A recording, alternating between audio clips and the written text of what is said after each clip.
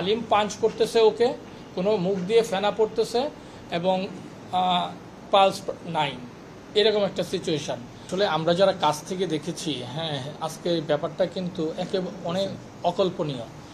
ক্রিকেটারদের সঙ্গে আমি দীর্ঘদিন কাজ করি, নিজে ক্রিকেট খেলছি, আজকের মতো এরকম ঘটনা, হ্যাঁ, এটা আমার এন্টায়ার কেরিয়ারে কিন্তু এরকম হয় নাই। হ্যাঁ, নিজের কোনো আত্মীয় স্বজন ক্রিকেট প্লেয়ার তো বটেই। সকালে টস করলাম, তামিম আসলো, রাফসান আসলো, দুই টিমের ক্যাপ্টেন। টস করে কিন্তু সম্ভবত ক্যাপ্টেনরা চলে যায়। তো গতকালকে আমাদের একটা মিটিং ছিল, সো সেই প্রেক্ষিতে তামিম আর আমি প্রায় আফটার টসের পর 3-4 মিনিট কথা বলি, 3-4 মিনিটের মতো কথা বলি আমরা। তো কথা বলার পরে তো ও ড্রেসিং রুমে চলে যায়, আমি আমার দায়িত্বে চলে যাই। ম্যাচও কিন্তু স্টার্ট হয়। ম্যাচ স্টার্ট হওয়ার প্রায় এক্সাক্ট টাইমটা বলতে পারতেছে আধা ঘন্টা 40 মিনিট পরে এনাম ফিজিও মোহামেডান স্পোর্টিং ক্লাবের আমাকে ফোন দিল, Tamim Iqbal feeling pain to his chest, so we want to shift him to the hospital. সঙ্গে সঙ্গেই আমাদের মাঠে অ্যাম্বুলেন্স ছিল, তামিমের গাড়িটাও সম্ভবত ছিল। আমি দেখলাম যে তামিম গাড়িতে উঠে চলে গেল।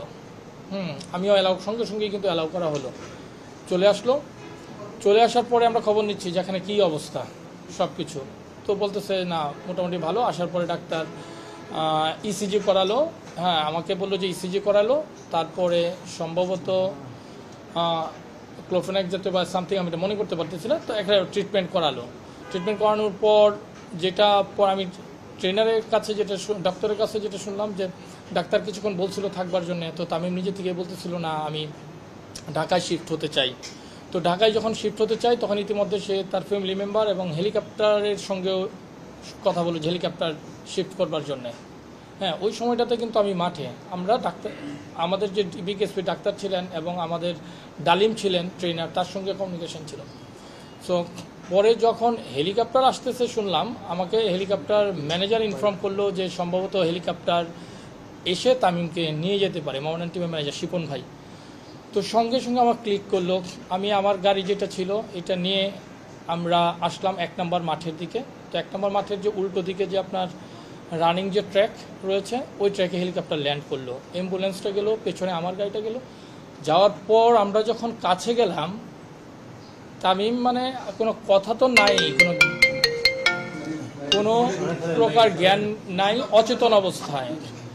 তখন ডাক্তার, আমরা কিন্তু খুব ভরকায় গেছি যে আমরা কেন হেলিকপ্টারে তুলবো না গাড়িতে রেখে আমরা কী করব। ডাক্তারকে সঙ্গে সঙ্গে জিজ্ঞেস করেন, ডালিম পাঞ্চ করতেছে ওকে, কোনো মুখ দিয়ে ফেনা পড়তেছে এবং পালস নাই, এরকম একটা situation. Vision hot and cool AC 4-way solenoid valve টেকনোলজিতে হিটিং ও কুলিং দুই মোডেই কাজ করে সমানভাবে। Vision hot and cool AC. তো ডাক্তারকে জিজ্ঞেস করেন, ডাক্তার আপনি ইমিডিয়েট সিদ্ধান্ত দেন যে আমাদের কী করা উচিত। বলছে আমরা যদি হেলিকপ্টার নিই, it will take lot of time, he will miss the treatment, সেটা মেসিভ কিছু হতো, আমরা বরঞ্চ আবার এই হসপিটালে ফিরে যাই। সঙ্গে সঙ্গেই আমরা ডিসিশনটাকে কুইক নিতে হয়েছে, নিয়ে আমরা এই হসপিটালে আসলাম। আসার পথে রাস্তায় কোনো জ্যাম ছিল না। ট্রিটমেন্ট কিন্তু ডক্টর আর ডালিম দুজনে মিলে কিন্তু ট্রিটমেন্ট তার চাপ দিচ্ছে, সব কোনো কিছুই না। আসার 1 মিনিট আগে বলতেছে, দাদা একটু মনে হয় কিছু রেসপন্স পাওয়া গেছে মনে হয়। তো এদিকে কিন্তু আমরা কত তাড়াতাড়ি আমরা আসবো ওইটার দিকেই কিন্তু আমাদের কনসেন্ট্রেশনটা। ড্রাইভারও খুব দ্রুততার সঙ্গে প্রায় 4-5 মিনিটের মধ্যেই কিন্তু আমরা বিকেএসপি থেকে এখানে পৌঁছে গেছি। এর মধ্যে আমি ক্রিকেট বোর্ডের প্রেসিডেন্ট মহোদয়, তাকে জিনিসটা জানাইলাম। আমি যেহেতু আমি ম্যাচ রেফারি সিওর সঙ্গে কথা বললাম যে আমরা আসার সঙ্গে সঙ্গে যেন আপনি এখানে যোগাযোগ করেন, আমরা আসার সঙ্গে সঙ্গে যেন আমরা ট্রিটমেন্টটা পেয়ে যাই। তো সব কিছু কি সৃষ্টিকর্তা সব কিছু আমাদেরকে একবার সমন্বয় করে দিচ্ছেন।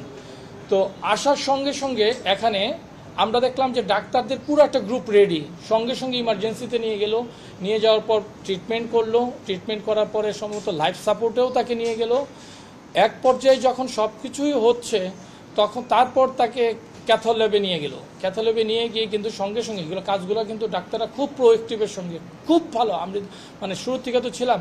এখানে তো আমাদের যে টিটু ভাই ছিলেন, মোহামেডান টিমের অফিসিয়াল টিটু ভাই ছিলেন, যে তামিমের যে সাইনটা করবে পেপারে, ডাক্তার যে নিয়ে যাচ্ছে এনজিওগ্রাম করবে, আমরা সাইন করার কেউ ছিল না। হ্যাঁ, আমাকেই এই সাইনটা কিন্তু করতে হচ্ছে। এর মধ্যে আমি নাফিজের সঙ্গে কথা বলছি, আকরাম ভাইদের সঙ্গে কথা বলছি, ফারুক ভাইয়ের সঙ্গে কথা বলছি, ওরাও আমাকে বলছে না তুমি আমাদের পক্ষয়া জিনিসটা করো। হ্যাঁ, মানে এটা দেবাশিসদার সঙ্গেও সার্বক্ষণিক যোগাযোগ রাখতেছিল ডাক্তার যে এই ট্রিটমেন্ট চলছে। হ্যাঁ, দেবাশিসদা খুব প্রোয়েক্টিভ ছিলেন। সো এই সার্বিক সমন্বয়ের ফলেই কিন্তু হ্যাঁ, এবং আমাদের সিদ্ধান্তগুলোও কিন্তু খুব গুরুত্বপূর্ণ এবং যথাযথ ছিল, যে ফ্র্যাকশন অফ সেকেন্ডে আমাদের সিদ্ধান্তগুলো নিতে হচ্ছে। খুব খারাপ অবস্থা ছিল, ডাক্তাররা হয়তো তাদের ব্রিফিংয়ে বলছেন, আমি তো সামগ্রিক যেটা দেখছি এটা বলতেছি, টেকনিক্যাল ব্যাপারগুলো ওনারা বলতে পারবেন। খুবই খারাপ অবস্থা ছিল, ওকে এক পর্যায়ে লাইফ সাপোর্ট দেওয়া হয়েছে। লাইফ সাপোর্টে দেওয়ার পর যখন একটু স্টেবল হলো তাকে ক্যাথল্যাবে নিয়ে যাওয়া হলো। ওই জায়গায় তার এনজিওগ্রাম শেষে, যেহেতু আর্টারি, দুইটা আর্টারি, একটা ফুললি ব্লক, একটা রিং পরানো হয়েছে। রিং পরানোর পরে তাকে সিসিওতে নিয়ে যাওয়া হলো। তো সবচেয়ে দেখি আমার সাথে এর মধ্যে আমার নাফিজের সঙ্গে কথা হচ্ছে, আকরাম ভাইয়ের সাথে কথা হচ্ছিল, হ্যাঁ ফারুক ভাইয়ের সাথে কথা বলতে, ওরাও কিন্তু অন দ্য ওয়েতে ছিল।